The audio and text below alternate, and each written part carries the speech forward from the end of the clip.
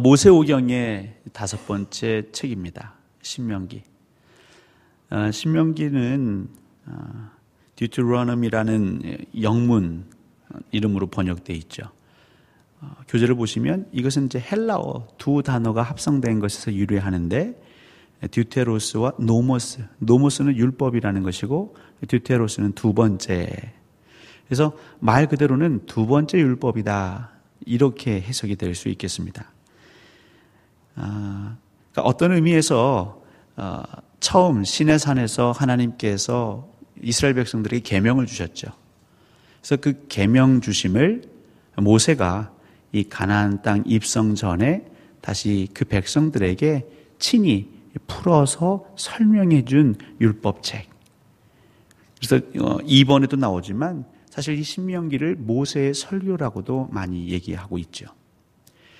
근데 이것은 이제 저희들이 끼워 맞춘 거고요. 사실 이 두 번째 율법이라는 단어는 이게 오역된 것입니다.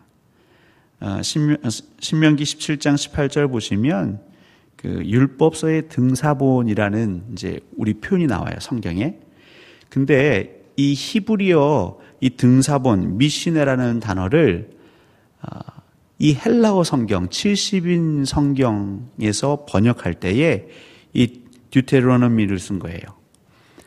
왜냐하면 이 미시네에는 사본이라는 뜻도 있고 두 번째라는 뜻도 있거든요.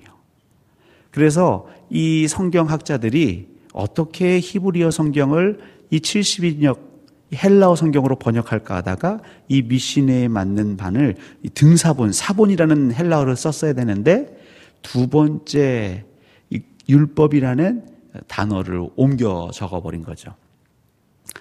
그래서 저는 지금 그것을 시내산에서 처음 하나님께서 모세에게 주신 그 율법, 그것을 모세가 소화해서 다시 이스라엘 백성들에게 그것을 재해석하고 더 차근차근 설명해 준 것으로 말씀을 드렸지만, 그 율법이나 이 율법이나 맥은 통한다. 하나님이 시내산에서 준 게 따로 있고 이 신명기에서 준 게 따로 있는 그런 것이 아니다. 우선 그렇게 이해를 하시면 좋겠습니다. 그 다음 두 번째를 보시면 결국 이 신명기는 모세의 고별 설교라고 할 수 있을 정도로 간절함과 진지함이 묻어 있죠. 왜냐하면 하나님께서 모세에게 율법을 주셨을 당시의 상황, 그 시내산에서 40주야를 하나님과 머물면서 그는 율법을 받았습니다. 하나님 말씀을 계명을 받았습니다. 그럼 상상해 보십시오. 그냥 이 전에서 제가 여러분들과 함께 성경 공부하는 그게 아니고 하나님의 영 앞에서, 하나님의 존재 앞에서 이 모세가 율법을 받은 것이죠. 그 진짜 불과 같이, 검과 같이 사람을 살리기도 하고 죽일 수도 있는 그 하나님의 말씀, 그 율법을 아주 생생하게 받은 것이죠. 근데 이것을 모세가 이스라엘 백성들에게는 정말 마음을 담아 전했는데 그 이후 어떻게 됐죠? 이스라엘 백성들은 그 율법에 아랑곳하지 않고 기회만 있으면 하나님의 뜻을 어깁니다. 그러다가 결국 가나안 땅 입성 전까지 왔는데 이래서는 안 되겠기에 모세가 굉장히 긴 내용을 다시 피를 토하는 심정으로 하나하나 그 나이 많은 모세가 설명하고 외치고 있는 것이죠. 특별히 창세기, 저희들이 기억하십니까? 창세기에서는 이 시작이 많이 나왔다. 인류의 시작, 역사의 시작, 하나님의 언약의 시작, 이 시작을 다뤘다면 출애굽기는 탈출이죠. 탈출. 그리고 레위기에서 여러분 기억하시죠? 레위기를 감싸고 있다. 이 모세오경이 창세기와 이 신명기가 짝을 이루고 레위기와 민수기가 짝을 이루고 출애굽기와 민수기가, 그리고 가운데 레위기가 있는데 저희가 레위기 할 때 계속 강조했던 건 예배였죠. 제사였죠. 그래서 우리의 예배가 너무너무 소중하고 귀한 것이다. 근데 민수기에서는 이제 방황이라는 게 나왔지 않습니까? 이 방황이 물론 율법대로 살지 않은 것에 대한 안타까움은 있지만 또 한편으로는 이 방황을 통해 우리는 더 단단해질 수 있습니다. 우리 자녀들이 사춘기를 겪지 않은 것이 결코 좋은 일만은 아닙니다. 왜냐하면 사춘기를 겪지 않은 아이, 그러니까 자기 스스로 자기 정체성을 세워가지 않은 자는 혹 더 늦은 시기에 혼돈이 올 수 있는 것이죠. 그래서 방황은 우리가 어떻게 맞이하느냐에 따라서 약이 될 수도 있고 독이 될 수도 있습니다. 민수기 바로 전에 공부했지만 옛세대는 그 방황이 그들에게는 좋지 않은 결말로 끝났다면 새로운 세대에게 그 방황은 그들이 더 말씀 안에서 단단해질 수 있는, 드디어 가나안 땅에 들어가기 직전의 상태까지 다다르는 의미 있는 시간이 된 것이고, 결국 오늘 이제 가나안 땅에 들어가기 전에 하나님께서 신명기를 우리에게 주신 것입니다. 그렇다면 지금 저와 여러분들에게도 마찬가지죠. 하나님께서 약속하신 공동체, 그러니까 교회도 분명 우리가 함께 생활하는 이 공동체는 그냥 공간과 시간이 하나로 있는 것 같지만 이 교회도 변화가 있겠죠. 기승전결이 있겠죠. 태동하고 이것이 발단해서 전개되고 자라가고, 전성기가 있으면 또 아픔의 시기도 있을 것이고, 근데 그것이 계속 올라갔다 내려갔다 올라갔다 내려갔다. 근데 분명한 건 하나님이 약속하시는 신령한 공동체가 되기 위해서 우리가 항상 회복하고 기억해야 할 것은 신명기의 말씀. 이 신명기의 말씀이 왜 중요한고 하니, 결국 3번 같으면 또 다른 별명이 이 신명기는 변화의 책이다라고 했는데요. 그 전의 율법, 창세기, 출애굽기, 레위기, 민수기, 특별히 레위기에서도 율법이 달라집니다. 근데 이 신명기를 왜 특별히 변화라고 하는가? 중요한 변화가 있죠. 이 모세오경 중에 신명기에서만 나타나는 중요한 변화가 있습니다. 사실 오늘 시간에 저와 여러분이 하고자 하는 건 바로 거기에 초점을 맞추는 것입니다. 우리 같이 신명기 4장 37절을 한번 찾아보시겠습니다. 신명기 4장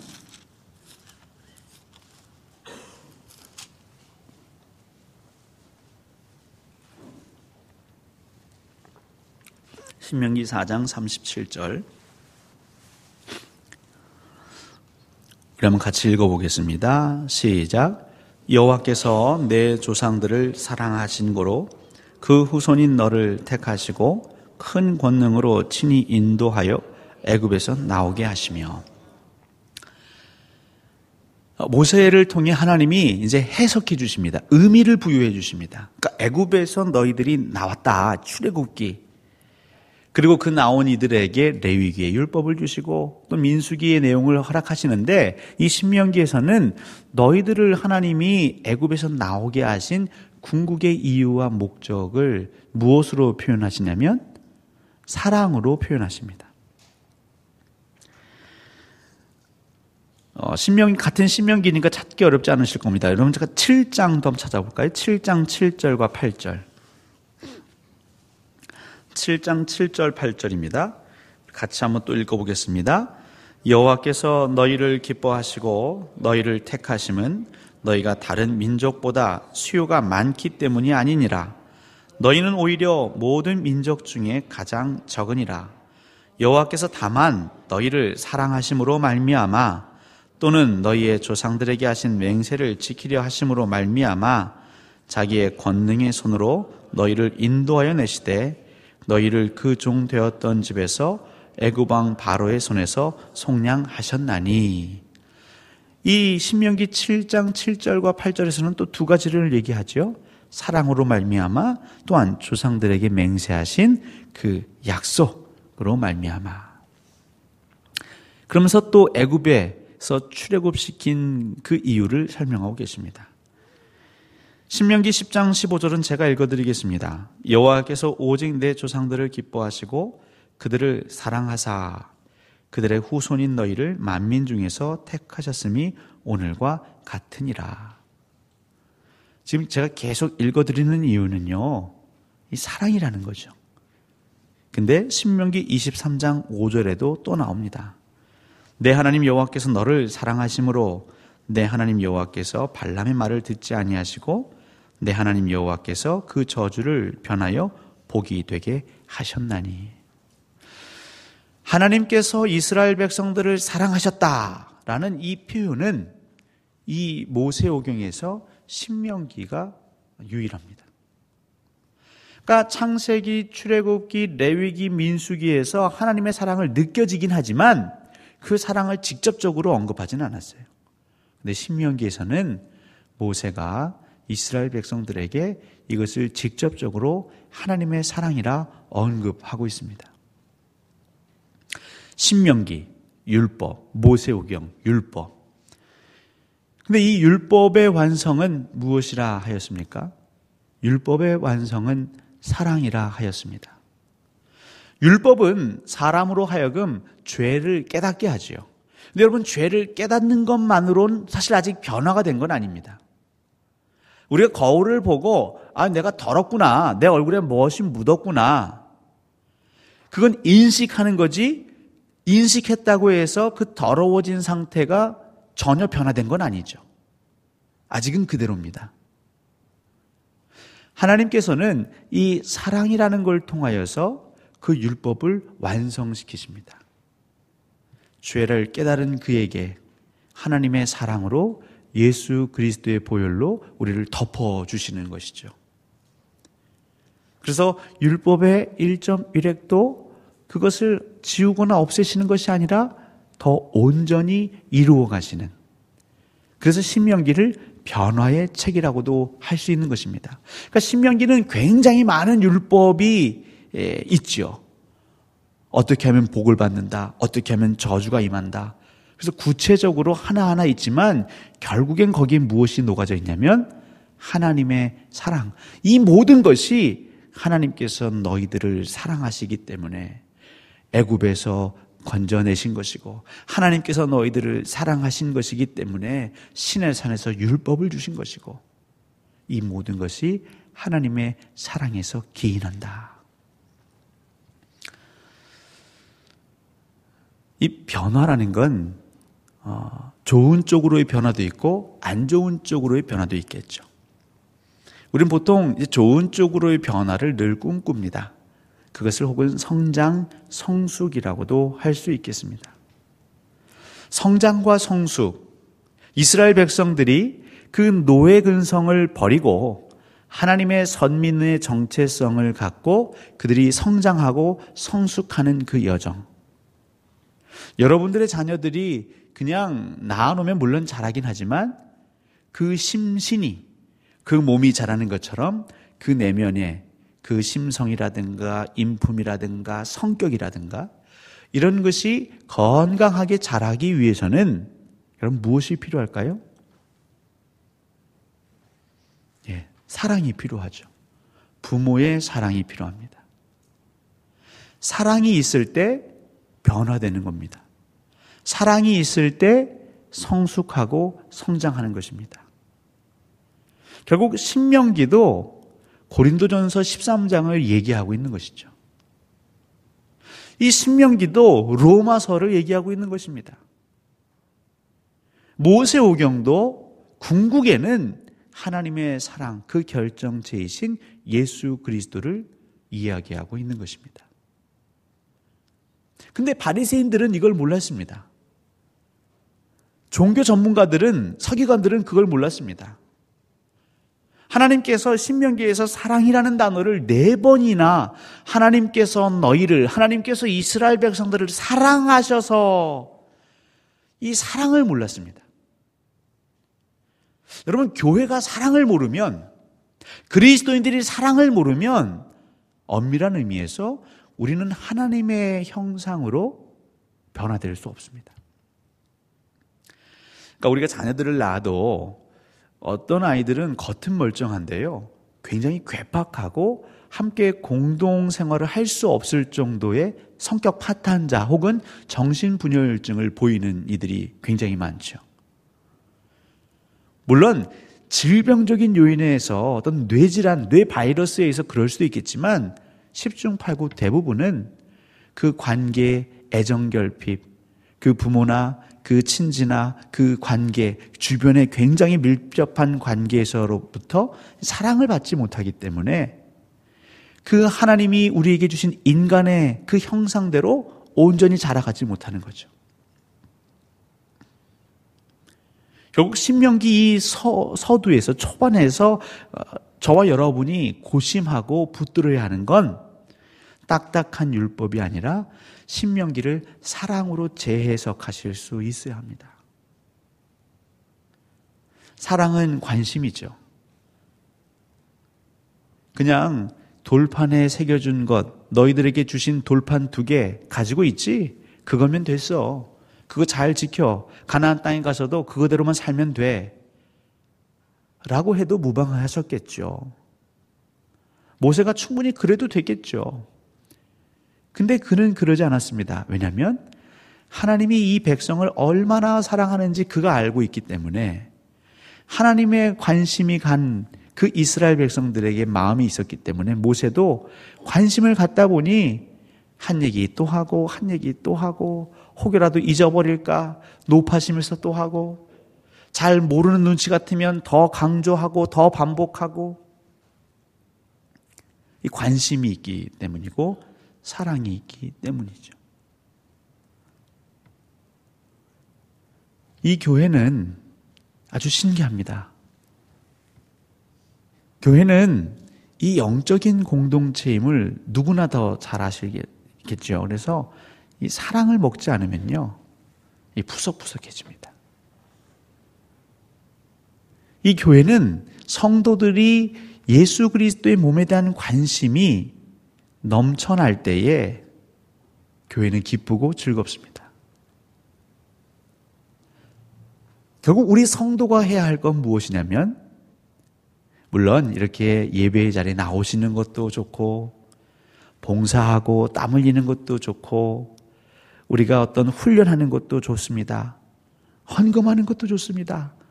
하지만 그 모든 걸 다 한다 할지라도 무엇이 없으면, 사랑이 없으면 울리는 꽹과리와 같습니다.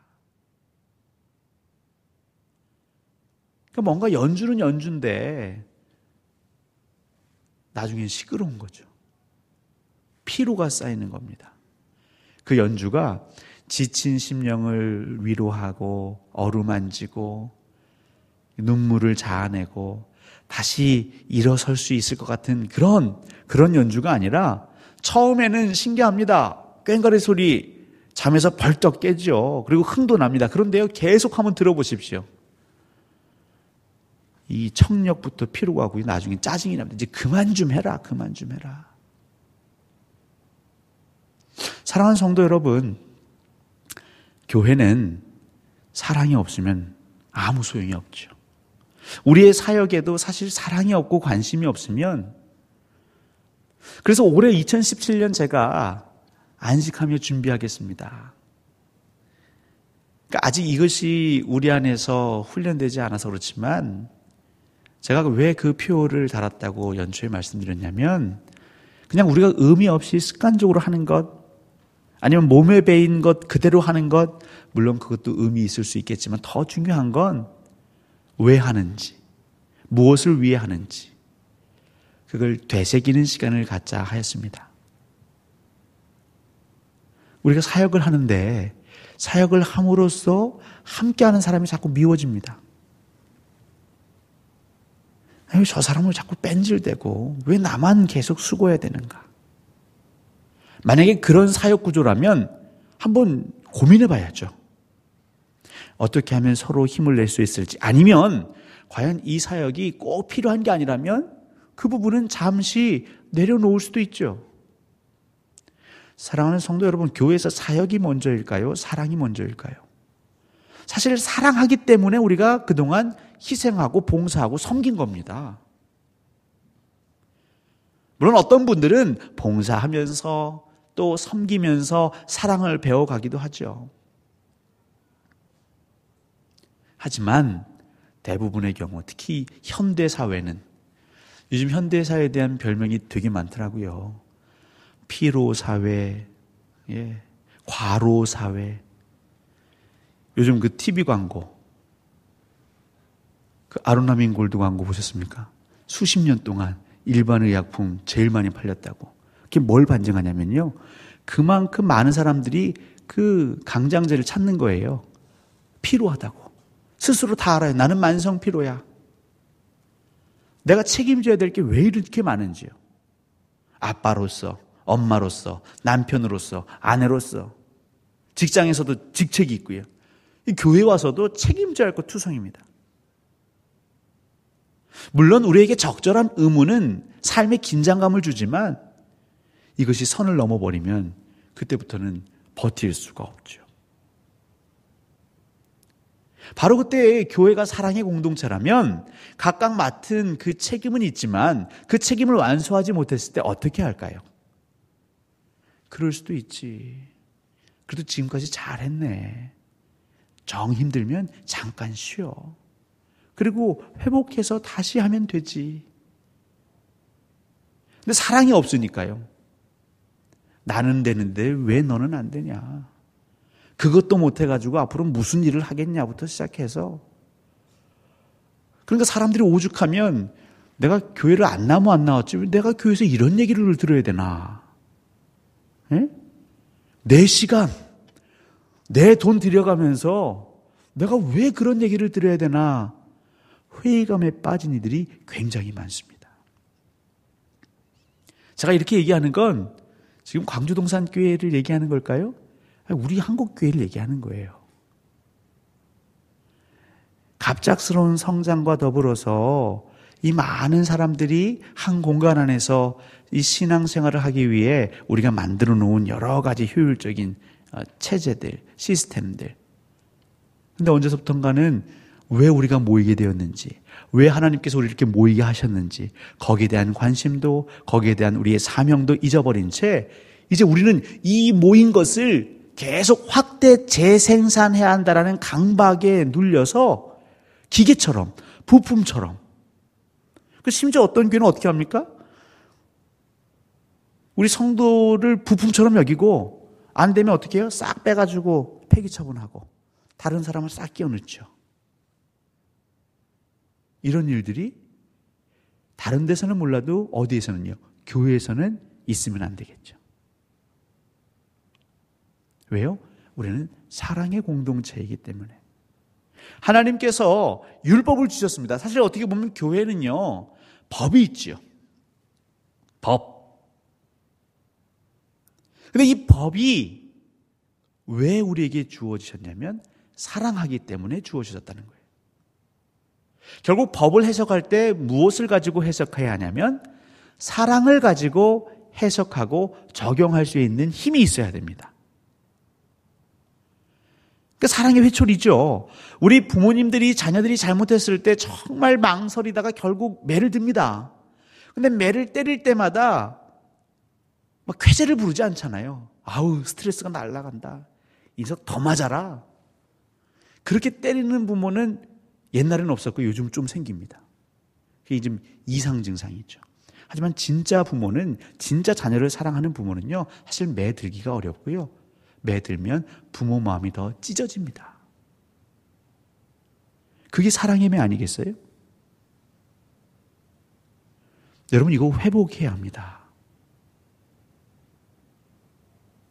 이걸 위해 간절히 우리가 부르짖고 역을 위해서 우리가 투신하지 않으면, 우리의 지금 남은 생을 던지지 않으면, 우리의 신앙의 여정 가운데 이것을 위해서 우리가 매진하지 않으면 남은 시간이 얼마 안 남았어요.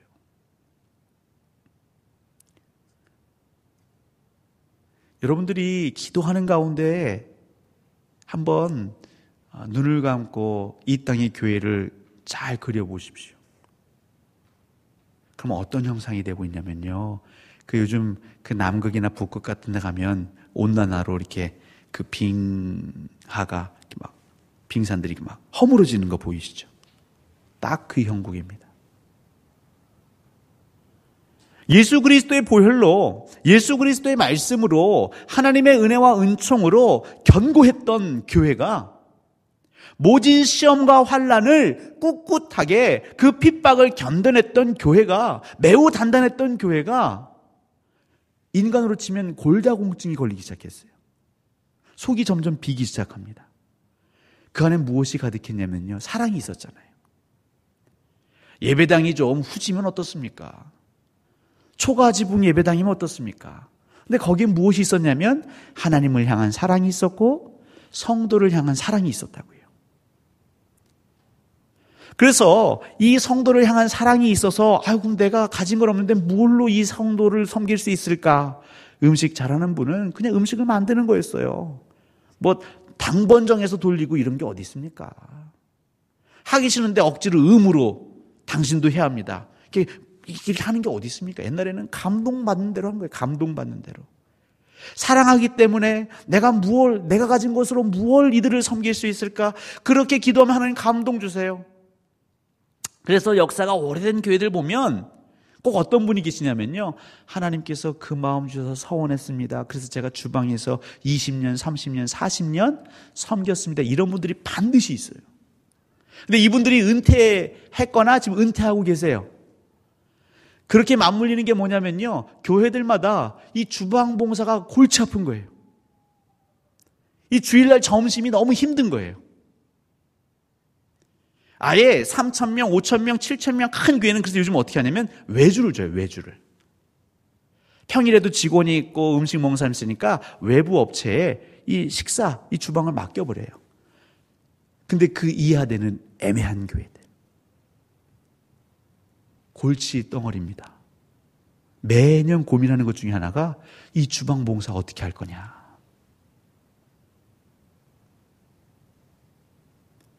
골다공증이 되고 있습니다. 사랑은 온데가 없고 온기는 온데간데 없고 그냥 해야 할 것들, 의무감과 책임감과 부담감만 앙상하게 남아 있습니다. 그나마 그것이 버티고 있는데요, 우리에게 또 한 가지 위기가 찾아오고 있죠. 그건 뭐냐면 그래도 여기 계신 세대 정도는 아직까지는 그래도 하나님의 말씀대로 살아야 한다라는 당위가 있어요. 근데 문제는 지금 우리의 자녀들 10대, 20대는요 그런 당위가 없어요. 그걸 제가 왜 해야 되는데요? 주일날 교회를 왜 가야 되는데요? 아니 헌금은 왜 해야 되는데요? 봉사, 희생은 제가 왜 해야 됩니까? 제가 헌금했으면 교회로부터 서비스를 받아야 되는 거 아닙니까? 왜 우리 교회는 이런 서비스가 없습니까? 왜 이렇게 불편합니까? 왜 개선이 안 됩니까? 그래서 요즘 10대, 20대는 어떻게 하죠? 그런 서비스가 잘 되는 대로 옮겨가고 있어요. 교계도 부익부, 빈익빈. 그게 수평이동이죠. 이제 간신히 남아있는 그 골다공증의 뼈대. 그나마 지금 계신 분들은 내가 사람 보고 신앙생활 하나, 하나님 보고 신앙생활 하지. 하나님은 아시겠지. 하나님이 갚아주시겠지. 그것으로 간신히 버티고 있는데요. 이제 이 세대가 가면요, 사실 그 뒤에 딱 받쳐줘야 할 세대는 전혀 달라요. 아까 말씀드렸습니다.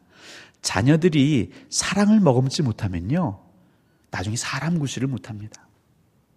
우리의 다음 세대가, 우리의 10대, 20대, 지금 그 어린아이에서부터 지금 학령기에 있는 아이들이 이 교회 안에서 그 사랑을 경험하지 못하면, 특별히 하나님의 사랑, 예수 그리스도의 사랑을 경험하지 못하면 그들은 여기에 남지 않습니다. 그들의 판단 기준은 아주 명확합니다. 우리 손자를 여러분들이 이기실 수 있을 것 같으세요? 우리 자녀 세대를 여러분들이 잔소리한다고 교회로 끌고 올 수는 모르겠어요. 끌고 오기는 성공할 수 있지만 그들이 일꾼으로 자라는 데까지는 쉽지 않을 겁니다.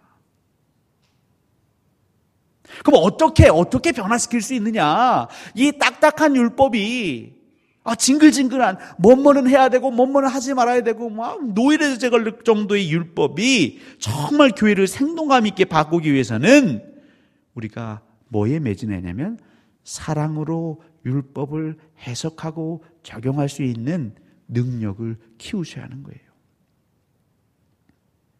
근데 이 사랑은요, 우리 사람이 흉내낼 수가 없습니다. 그게 제일 큰 맹점이죠. 그냥 웃는 척, 인자한 척 한다고 사랑이 아니지 않습니까? 하나님이 주시는 마음, 하나님이 우리에게 마음을 주실 때, 영을 주실 때 그 영을 우리가 이렇게 담아야 하죠. 담아야. 그릇으로 담아야 하죠.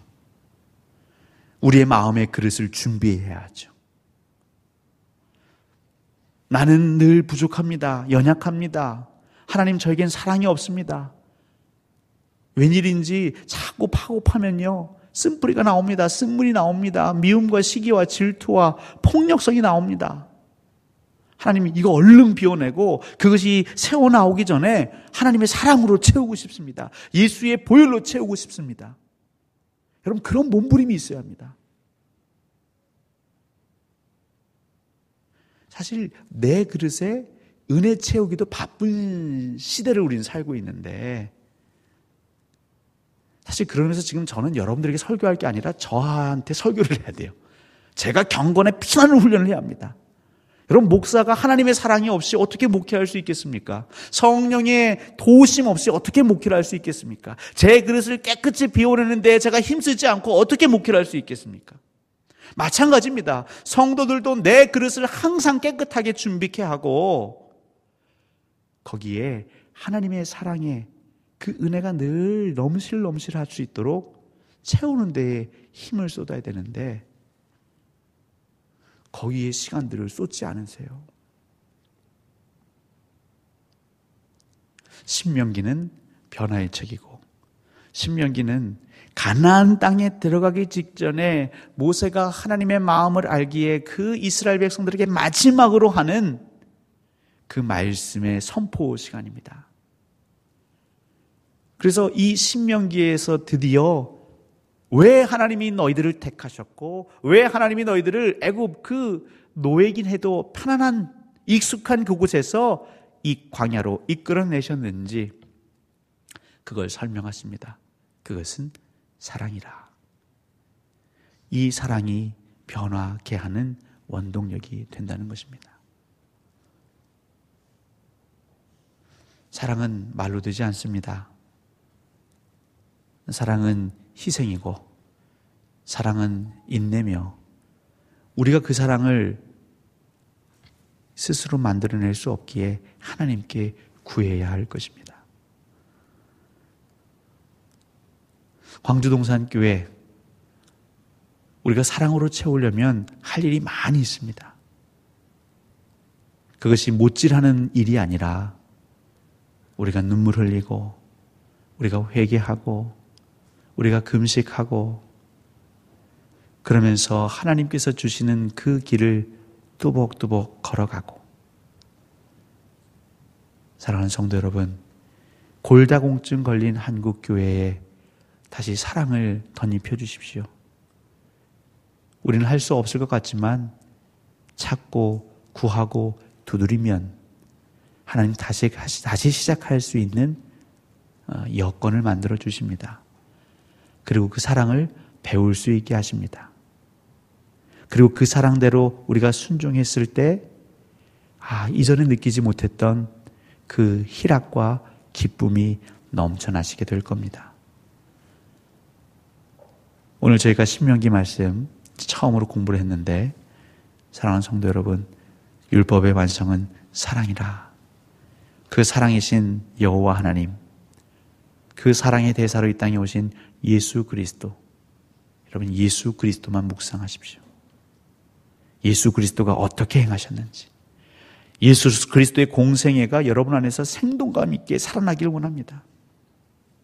먹을 것이 없을 때 어떻게 하셨는지, 병든 자를 만났을 때 어떻게 하셨는지, 압제자를 만났을 때에, 예수 그리스도를 핍박하는 자를 만났을 때 주 예수 그리스도가 어떻게 하셨는지, 그가 창에 찔리시고 채찍에 맞으시고 살점이 떨어져 나가시며 십자가에 달리셨을 때 예수 그리스도가 십자가상에서 무엇을 어떻게 하셨는지,